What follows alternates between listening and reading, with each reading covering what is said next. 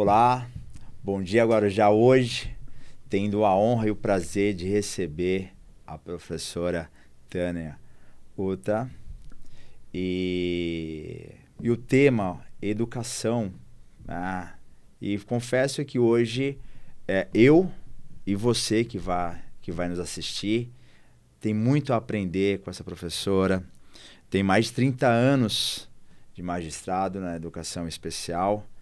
E nós estávamos aqui conversando um pouquinho, eu já aprendi muito e sinto realmente muito honrado de recebê-la aqui. Então não perca, fique aí, assista até o final, que como ela disse, ela não vai fugir de nenhuma pergunta. Eu vou fazer várias perguntas porque eu quero aprender e tenho certeza que você também quer aprender. Professora, muito obrigado pelo convite. Como a professora mesmo disse, né, a primeira vez. Desejo que seja a primeira de muitas, porque é um assunto que a gente tem muito a aprender. E obrigado por ter aceitado o nosso convite e estar falando um pouquinho com o Bom Dia Guarujá. Eu que agradeço o convite. Espero conseguir responder a todas as perguntas. Então, já vou na primeira pergunta. Quais foram os principais motivos que levaram a escolher a educação especial na carreira da professora? Olha, eu entrei na faculdade com 17 anos e sempre foi assim a minha visão de profissional. Eu sempre quis trabalhar com educação especial. Então, assim, não teve um porquê. Eu acho que foi vocação mesmo. Eu decidi que queria e tinha faculdade perto de casa, na época era a Faculdade do Carmo, que era a Faculdade de Educação Especial, né? E, assim, foi a minha decisão. Né? Briguei com o pai, com todo mundo para poder fazer a faculdade e foi o que eu quis fazer. Então... E aí, como a gente acabou comentando um pouquinho antes, né, hoje é um assunto tão atual, né, educação especial. A professora entende que estava à frente do tempo ou realmente foi uma coisa de coração? Não sei se à frente do tempo, porque naquela época acho que pouco se falava, né, sobre inclusão, sobre tudo isso. E eu era muito nova, mas eu já tinha esse desejo de trabalhar com o deficiente, né? Então, não sei se... Talvez já me preparando para tudo que viria depois, né? Então, não sei se à frente, mas era o meu desejo e foi o que eu...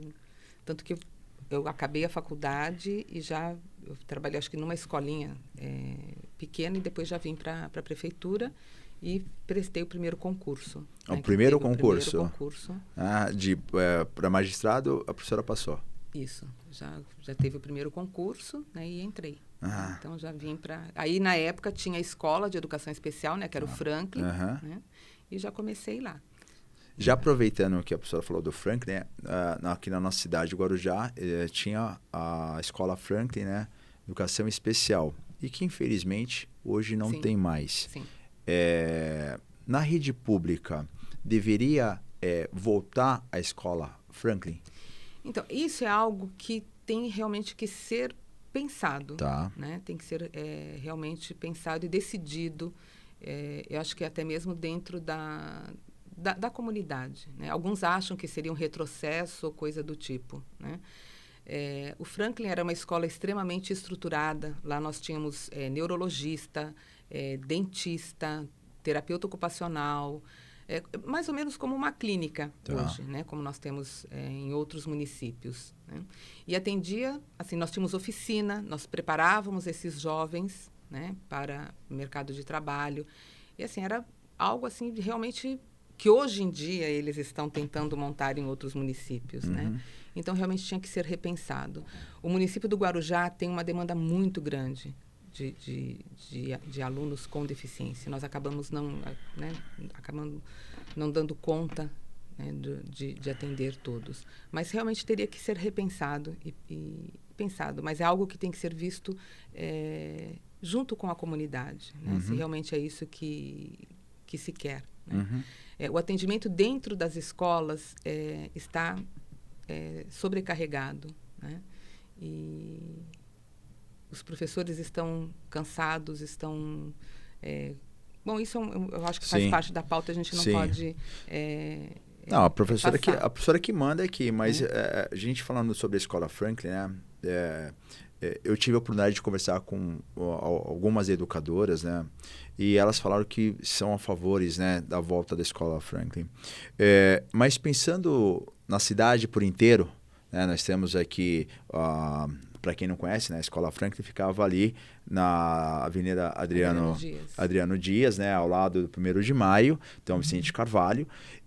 Mas eu fico pensando nos alunos da parte da Enseada, Areião, Maré Mansa, Perequê, que querendo ou não acaba. Porque assim, para as crianças mais comprometidas, nós só temos a APAE. Tá. Né? Só a APAE. Então teria que ter os dois, tanto no Guarujá, aqui, quanto em Vicente de Carvalho, um local para o atendimento das crianças mais comprometidas, né? Só que assim, a inclusão, ela é direito de todos. Tá. Né? O pai que tem um filho com deficiência, ele tem direito a matricular o seu aluno, o seu filho, em qualquer escola. Isso é um direito garantido por lei. Né? E aí o trabalho desenvolvido dentro da escola, né? Dentro da escola, né? que a criança for matriculada, ele vai ser desenvolvido. Tá? Só que algumas crianças a gente sabe que necessita de um atendimento um pouco diferenciado. Tá. Tá? Então, até pelo grau da deficiência, né? A gente são 3, leve, moderado e grave, né? Que essa terminologia a gente não utiliza. Já não utiliza mais. Então, agora são os níveis de suporte que a criança tem que ter. Que isso também já vi que também vai ter. Que vai mudar, vai reformular. Vai reformular. Então, atualmente, como... Seria o nível 1 de suporte, 2 e 3 de suporte. Nível 1, 2 e 3. Menos suporte, maior suporte. Tá. Bom, isso daí também vai acabar por terra. Mas é o atual, né? Então, são três níveis de suporte. Se ele precisa de um cuidado maior, se ele é um pouco menos dependente ou menos dependente. A gente sabe que, infelizmente, hoje, na nossa cidade, o número de escolas acabam sendo insuficientes para o número de alunos. Sim.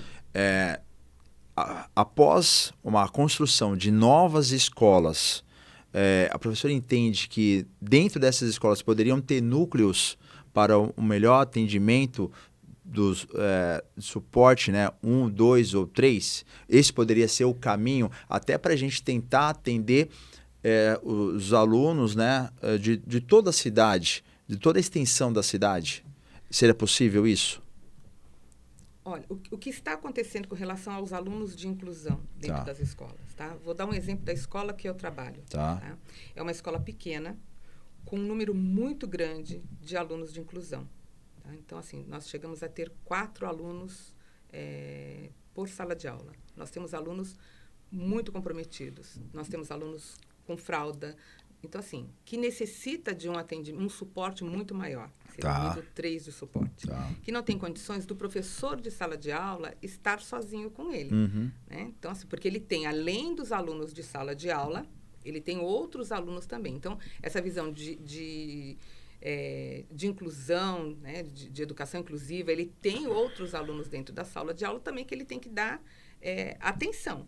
E ele tem um aluno severamente comprometido, vamos dizer assim. Né? Então, por mais que o professor tente incluir todos, ele tem um que ele precisa de um suporte maior. Sim. Tá? E não temos corpo de funcionário suficiente para dar toda essa atenção para todas essas crianças. Deu uma melhorada agora, porque nesse segundo semestre nós recebemos um número maior de apoio. Tá? Então, vai dar uma amenizada. Mas nem todas as escolas conseguem isso. Tá? Então, assim, a gente não consegue dar conta de todos esses alunos.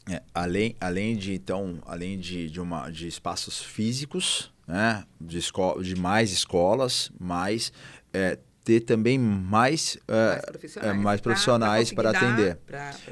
E até pegando esse, como era o Franklin, né, o exemplo, né, de que era como uma professora... Porque a visão do Franklin seria uma visão de segregar, e não é essa a proposta. A proposta é inclusão. É inclusão, Sim. Que todos estejam. Mas para que todos estejam, nós temos que dar o suporte também. Sim. Porque o professor dentro da sala de aula, com todos esses alunos, E mais os alunos que requerem uma atenção muito maior, ele não pode ficar sozinho.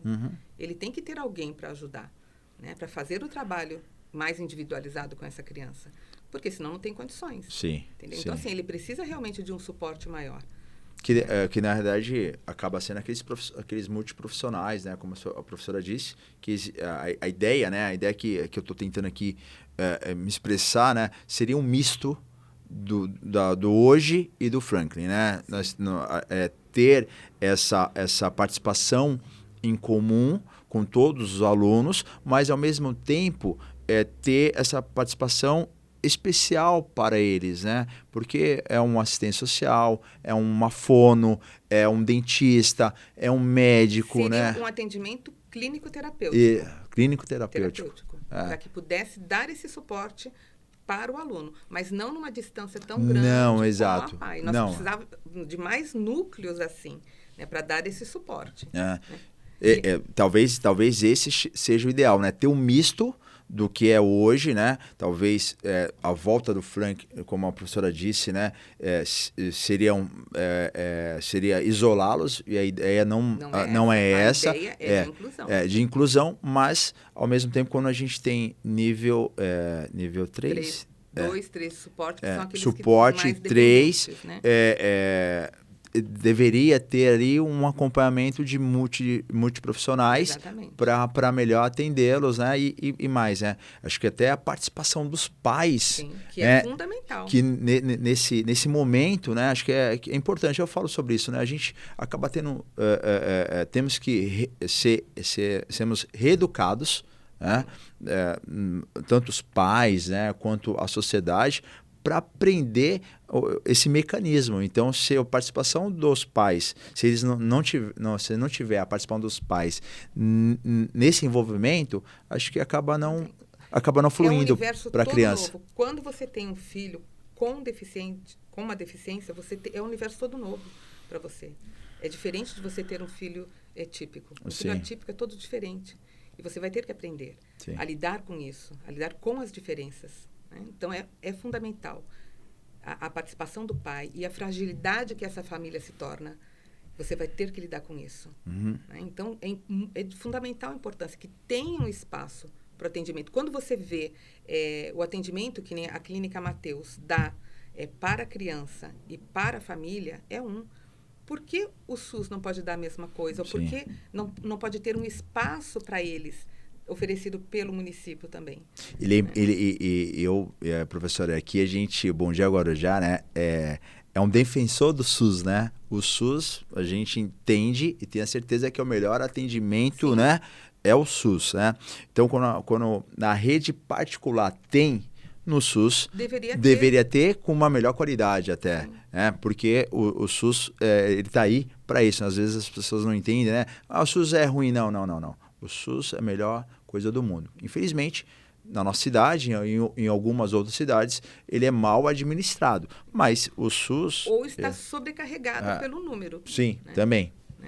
De pessoas que precisam dele. Mas, assim, vamos resumir assim, como é o atendimento da educação especial. Tá? Então, como funciona e por que a coisa está tão sobrecarregada? Nós recebemos uma criança com laudo, tá? Porque a educação especial só atende o aluno com laudo. Se ele não tiver laudo, ou em processo de laudo. Então, assim, a família...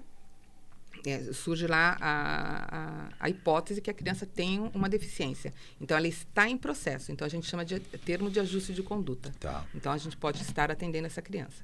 Então, ela recebeu o laudo, então ele vai passar por avaliação na sala de recurso. O atendimento de sala de recurso é só no contraturno. Não é durante o período de aula. Então, ele é atendido no contraturno.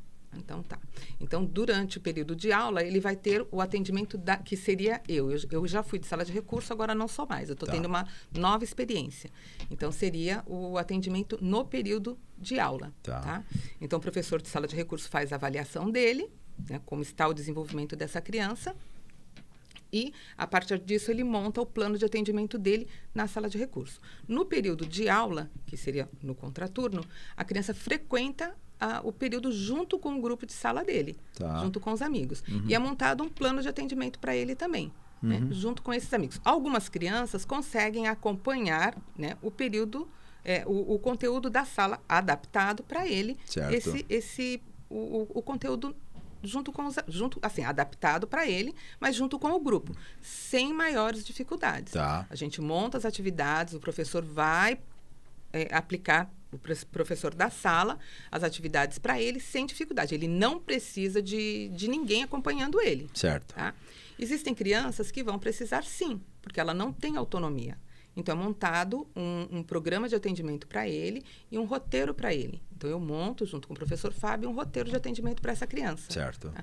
Algumas crianças, além desse funcionário que vai acompanhar, que é um funcionário da Unisal ou de um estagiário, ele é atendido também pelas clínicas, ou da Mateus, ou da Almai, ou da Comunique, Tá. que também tem sido de fundamental ajuda para a gente. Exatamente porque a gente não tem funcionários suficientes, eles também nos ajudam. Então, da Mateus, eles vão para acompanhar as crianças, que os pais têm condições de pagar um convênio. Tá. Então, eles vão para dar esse suporte. Então, também a gente faz a mesma coisa. A gente monta um roteiro de atendimento, porque eles são psicólogos, eles não são pedagogos.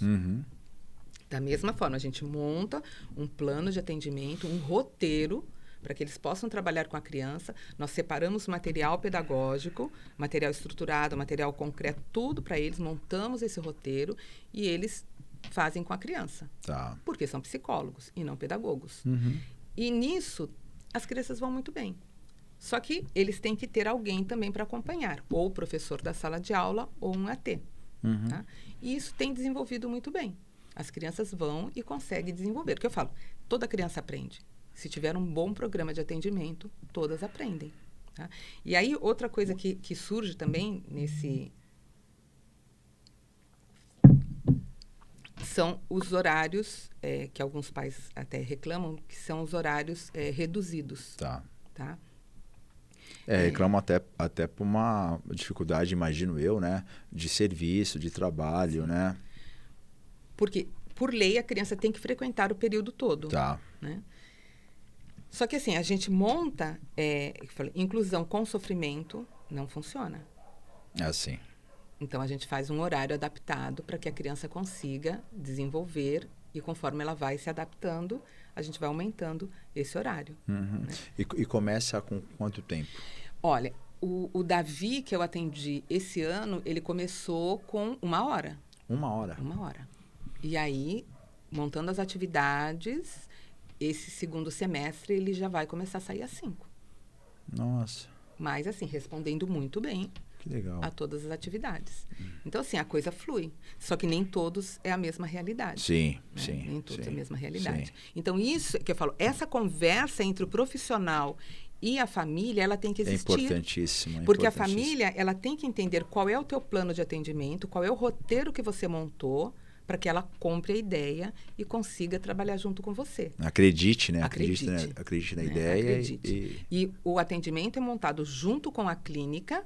Então, somos nós, os professores da educação especial, a clínica e a família. Tá. Né? E a gente trabalha junto. É um tripé, né? Sim, porque sem isso não adianta. Se a família não estiver envolvida nesse processo, não adianta. Então, assim, se isso... Porque o aluno, né, ele vai ter um trabalho na escola. E se não tiver um acompanhamento dentro de casa, se perde. Porque daí fica... em casa é de uma maneira, e na escola outra. E tem que ter uma sequência. Acho que por isso que é importante. E a família ela tem que entender e ela tem que visualizar todo esse trabalho. Né? Então, é montado e ele é mostrado para a família. Como é feito e o que vai ser feito. Né? Como vai ser desenvolvido. Né? E a família entende todo o processo. Né? Isso é bom. E ele não é excluído, porque essa criança que eu atendo é nível 3 de suporte. E está desenvolvendo. Né? Então, todos aprendem. E é uma vitória também para a professora, né? Imagino que seja uma vitória, com né? Certeza. De, com certeza. Como a professora falou, né? 1 hora. e hoje já está fazendo a carga inteira, Sim, né? sim. E trazendo resultados, Sim. né? Acho que isso é gratificante. Muito gratificante. Por isso, assim, que achar que trazer a escola de educação especial em si seria a solução, não vejo como a solução. Não como era. Uhum. Não como Sim. era, tá? Teria que ser repensado e reformulado. Porque nós temos os dois extremos, né? Os dois pontos aí. Nós temos crianças e jovens que não estão sendo atendidos ainda. Seria o final, o que termina, né? Quando ele já se formou. Foi aquilo que nós conversamos antes. Sim, tá? sim. Depois que ele termina o fundamental, tem coisas que não foi trabalhado ainda. Sim. Tá? Sim. Então, os que começaram agora, um que está no primeiro ano, que está sendo feito todo um trabalho, e os que já terminaram o fundamental. Então, sim, aí o trabalho para esse tipo, uma oficina, aí sim. Sim. Tá? Até aproveitando que a professora está falando, né? Algumas mães já conversaram comigo, né? E pediram, né? Propostas nesse sentido. Criança, jovem e o adulto. Adulto. Né? Porque, como já foi dito, né? O número hoje é muito maior do que anos atrás. Então, qual o pensamento que a cidade está tendo para os adultos, pessoas com deficiência, e os adultos? Onde estarão? Existe um centro de referência? Existe porque, penso eu, e a professora vai falar melhor que eu, lógico, acho que eles vão estar sendo educados sempre. Sim. Então, eles vão precisar de suporte sempre. O que fazer? Como seria isso, né? A professora, com toda a experiência, né? O que a professora entende sobre isso? Porque assim, os pais, eles vão morrer, é fato. Uhum. Eles vão morrer. E eles vão precisar de um abrigo, eles vão precisar de um local para ficar. Uhum. Né? E o suporte eles vão precisar. Certo. Como nós tínhamos conversado antes, se uma criança ela vai levar 1 ano, 2 para aprender a ter autonomia, eles vão precisar sempre desse cuidado. Uhum. E a família vai ter que ser orientada sempre a ter o cuidado de ensinar a se trocar, a tomar um banho sozinho. Vão ter que ser comunicar, né? A se comunicar. A ter o rapaz que eu falei que acabou falecendo ao lado da mãe porque não conseguia se alimentar. Nossa. Ou não sabia ligar para um parente para chamar. Então, triste. assim, eles têm que ter, a família tem que ser orientada também a como cuidar do seu filho, a como ensiná-lo a lidar com situações que parecem bobas, mas não são. Uhum. Né? Uhum. Então, tem que ter realmente um centro de referência para poder lidar com família e com esse tipo de situação. Até a professora deu um exemplo aqui, né, trágico, né, de um falecimento da mãe, né, e da criança. Mas também um acidente, né? Um acidente doméstico, né? Ali a mãe sofreu um acidente, como a criança se comportar. Eu tenho 2 filhos, né? E eu já tento ensinar para eles como se comportar em situações difíceis, né? Situações inesperadas. Eu sempre falo, primeiro, vocês têm que ter a calma. Sempre mantenham a tranquilidade, mesmo que seja a coisa mais séria do mundo. Mantenha a tranquilidade para você pensar numa melhor alternativa e depois a gente explica, né, o celular ou chamar outra pessoa. Mas essa educação, eu não sei, eu vou perguntar já para a professora. O que eles aprendem no primeiro ano, segundo ano, eles levam para a vida ou sempre tem que ensinar novamente? Você vai reforçar. Tudo que você ensinar para eles, você vai ter que reforçar. Sempre reforçando. Você vai reforçar. Tá. Porque senão vai esquecer. Vai acabar esquecendo. Então, assim, você vai ter que reforçar ao longo da vida. Uhum. Né?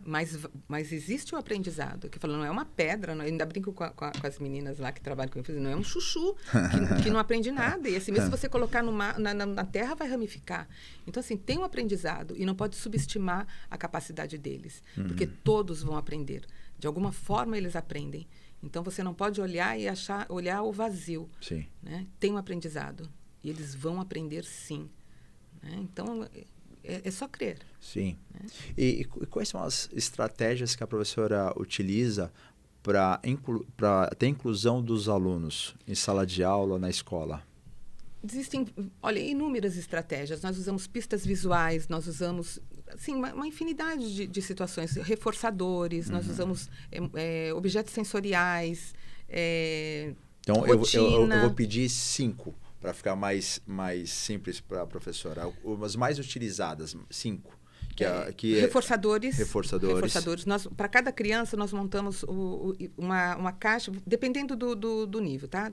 Como eu falei, crianças que não precisam de nada, só com as atividades levemente adaptadas, a criança vai. Sim. Existem crianças, para cada uma. Tá. Com essa criança especial que eu falei que eu atendo, que foi a criança mais difícil, eram objetos sensoriais. Para ele, então, era uma atividade, um objeto sensorial para ele, e pista visual com ele. Era uma figura do sentar, porque ele se arrastava pela sala. Uma figura do sentar, era um bonequinho sentando. Então, eu mostrava para ele o sentar, e ele sentava. Então, muita pista visual. E o fundamental, comunicação com a criança não verbal. Tá. Então, é um facilitador. Então, ele tinha que se comunicar. Se ele queria água e banheiro. Então, figuras de comunicação. Então, assim, ele tem que se comunicar de alguma forma com você. A gente falou sobre a presença da família, né? A professora ensinando isso em sala de aula...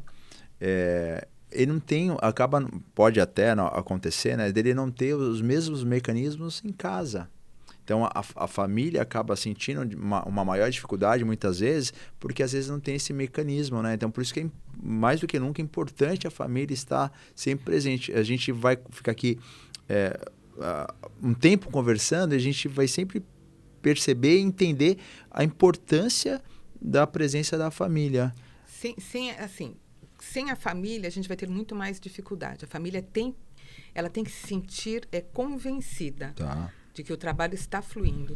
E quando elas começam a perceber que a criança está evoluindo, aí é fácil da gente começar a ganhar espaço. Sim. Nós tivemos um exemplo aqui de uma profissional e ela disse, né, lá no nosso espaço nós temos um colaborador que ele é mudo e surdo, né? E quando nós aprendemos Libras e demos o primeiro bom dia para ele, foi um susto. Eu assim, que é isso, né? Como que vocês estão... E falou assim, parece que mudou o mundo dele, porque ele tentava se comunicar, as pessoas tinham dificuldade da comunicação com ele, e quando uma sensibilidade, né, isso que os colaboradores fizeram, né, de aprender para se comunicar com todos. E quando começaram lá o bom dia, né, minha irmã já me ensinou bom dia, mas confesso que eu ainda tenho dificuldade, mas quando começou com ele, e aí ele falou, nossa, o que é isso, né? Um susto. E acho que é isso, né? É um novo mundo, é uma novas prospecções, novos desafios, que as barreiras vão se quebrando, né? Estão me vendo, estão pensando em mim. Acho que esse é o caminho. E para cada criança que a gente atende é um desafio diferente. Tá? E assim, não existe coisa pior. Eu acho assim, a comunicação é o fundamental. Não existe pior para, assim, acho que na situação, principalmente dessas crianças não verbais, ela sentir algo e ela não conseguir falar, ela não conseguir comunicar, que ela está sentindo dor, que ela está sentindo sede, que ela está sentindo um desconforto. Coisa simples, né? E ela não conseguir. Sim. Né? Então, assim, a gente tentar da melhor forma possível conseguir fazer com que eles se comuniquem. Então, acho que a comunicação é fundamental. E assim, a gente tem funcionários maravilhosos dentro da escola.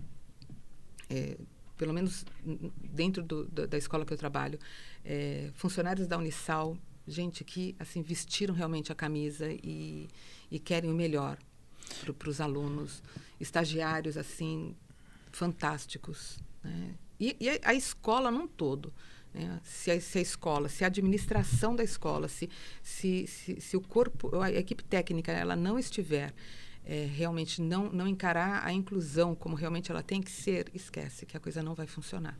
E até aproveitando as palavras da professora e como que é a colaboração dos profissionais em sala de aula e da escola, né? Os terapeutas, a assistente social, como que funciona essa conexão, que eu acho que tem que ter essa conexão, né? Acho que cada um faz uma parte do trabalho ali. Como que é feita essa colaboração? A coisa é tudo muito redondinha ali dentro da escola, a coisa funciona. Hoje, né? Hoje. Porque nós já tivemos, já apareceu hoje. A coisa que tá bom, bem, né? Que bom que hoje chegou nesse nível, né? Assim, a gente, óbvio que dependendo da situação, a gente não tem os resultados, mas a coisa consegue funcionar bem, né? Que nem a educação especial dentro da escola funciona diretamente com a orientadora educacional, que é onde a gente tem mais respostas, né? Dentro da situação, tá? Dentro de cada caso ali. Surgiu qualquer dificuldade, é com a orientadora educacional que eu vou me direcionar, tá?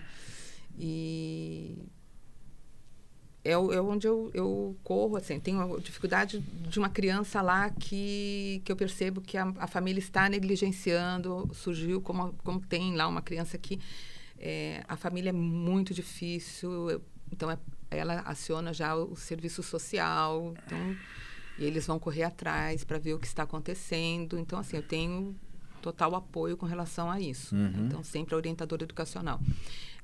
Com relação tem uma criança que tem um comportamento lá que a gente está com sérios problemas, que ela está, né, se lesionando, né, tem um comportamento disruptivo, tal. Então atendido pela clínica. Então a gente chama o coordenador da clínica para conversar. Então é tudo via orientação educacional.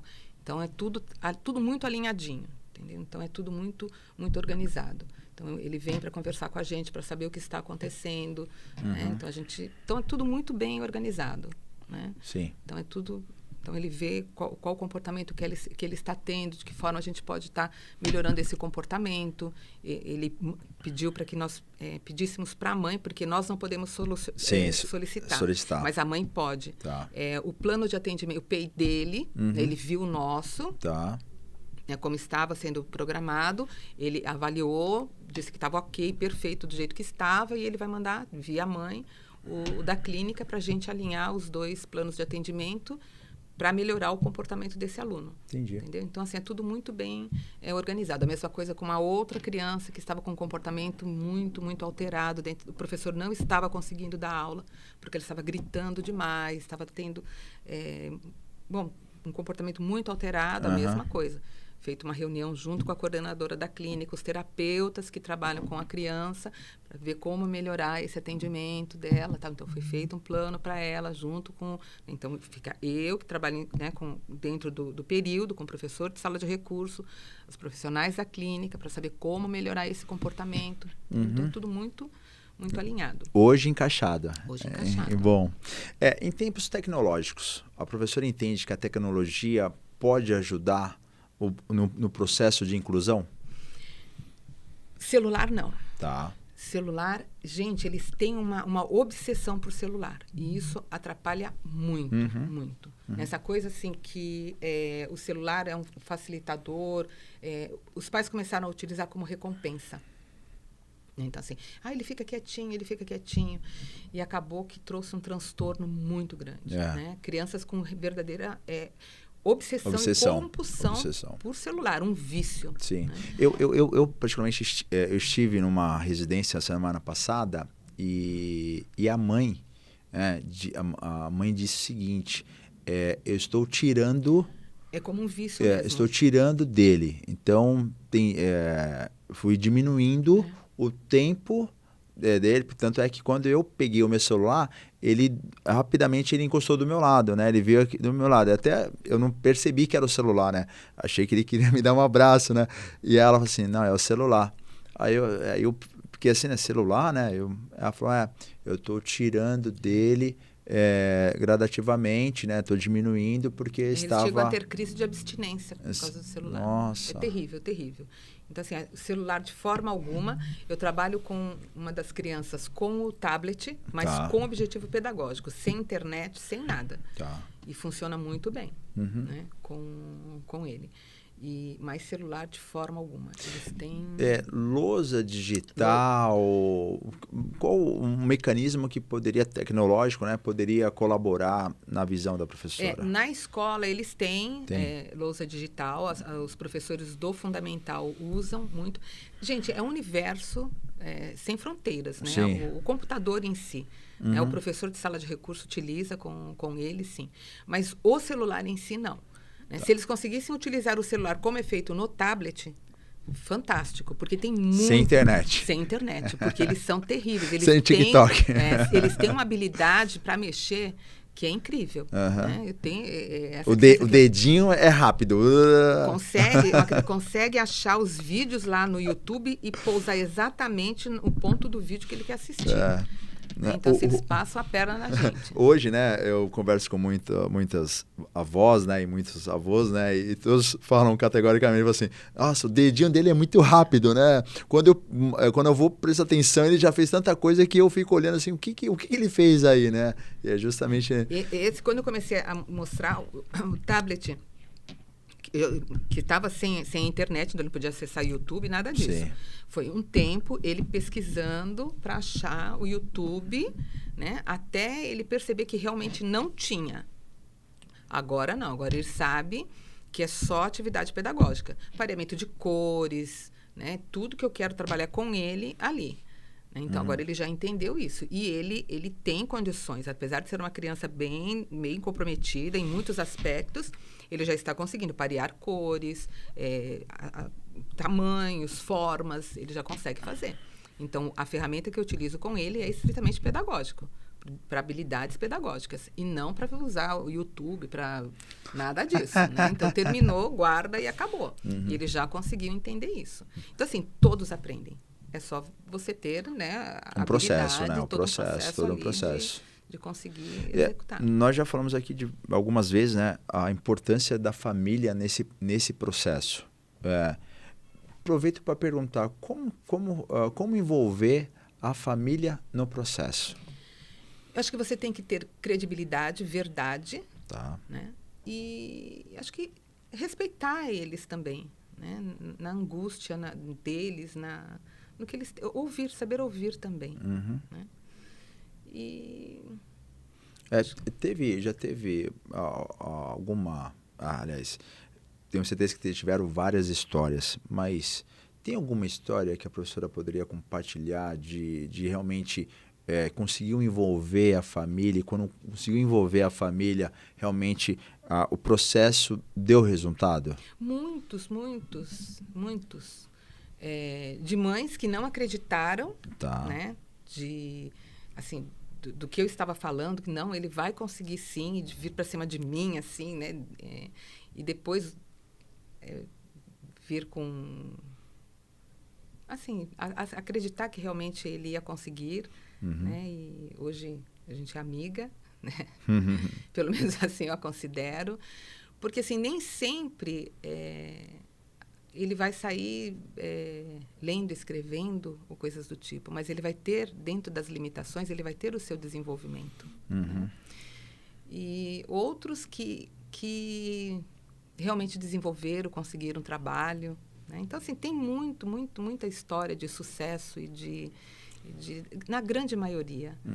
Sabe? Eles são vencedores, eles são lutadores. Né? E são vencedores, sim. Né? Dentro de tudo, porque não é fácil estar no lugar deles. E ganha de todos os lados. Ganha tanto a criança que está lá, né? Sim. De inclusão, quanto os alunos dentro da sala de aula. Se você vê o carinho que os outros alunos têm por eles, gente, não tem preço. Né? Eu tenho no período da manhã uma criança que foi muito difícil o processo de inclusão dela. Muito difícil. Ela começou com 30 minutos, era o tempo de tolerância dela dentro da escola. Né? Assim, ela muito reativa a qualquer situação, Sim. até mesmo com relação a toque. Foi realmente muito difícil. E hoje ela está no 4º ano, ela já consegue ficar o período todo, né? E ela vai para o recreio, ela tem todo um ritual para fazer, né?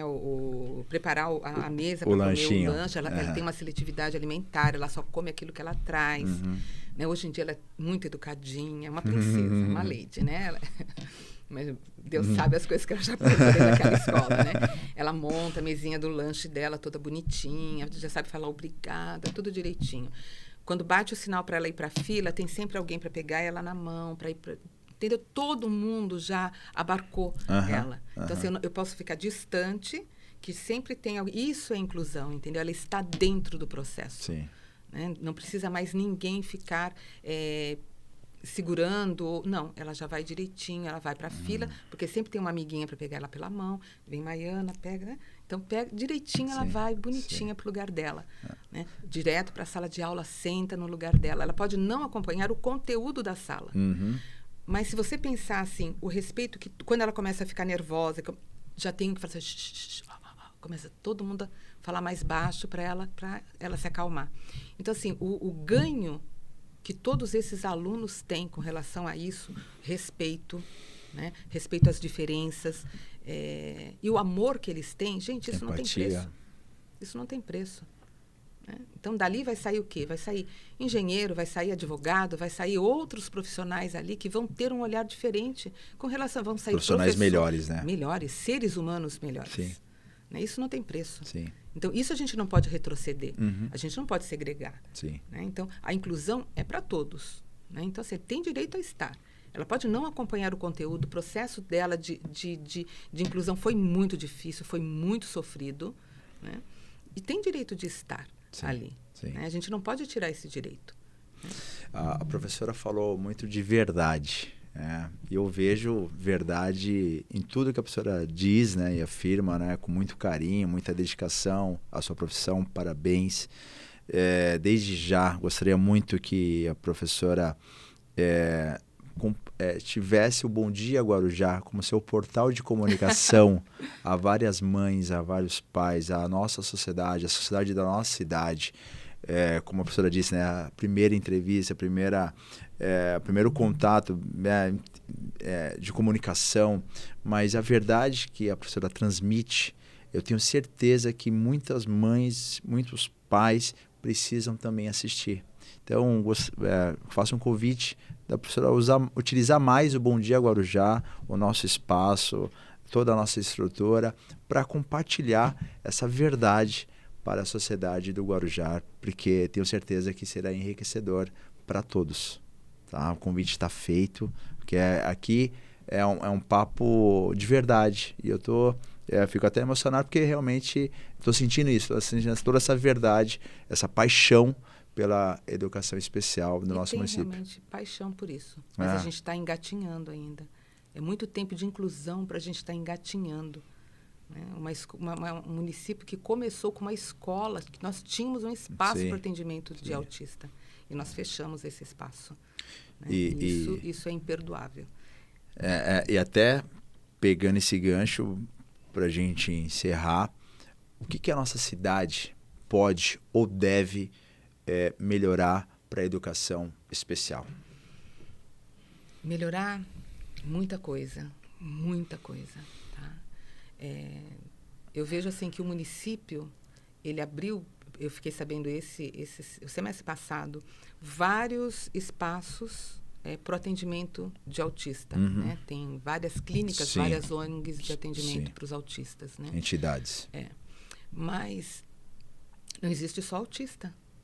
Né? Existem outras deficiências também. Né? Existe deficiente intelectual também, né? Que precisa ser assistido. E fora da educação especial, nós temos a criança com dislexia, nós temos o TDAH, nós temos outros também que precisam ser assistidos. Então, assim, precisa ter um olhar para isso. Como eu falei, também preciso aqueles que já saíram do ensino, né, dentro das escolas, que precisam ser assistidos. Então, nós estamos ainda engatinhando. E tantos anos de inclusão, e a gente não pode ficar só engatinhando. Né? Nós precisamos de um centro de atendimento, pensar em retroceder com relação a Franklin, eu acho que não. Tá. Nós temos que ter um espaço maior para o atendimento. Né?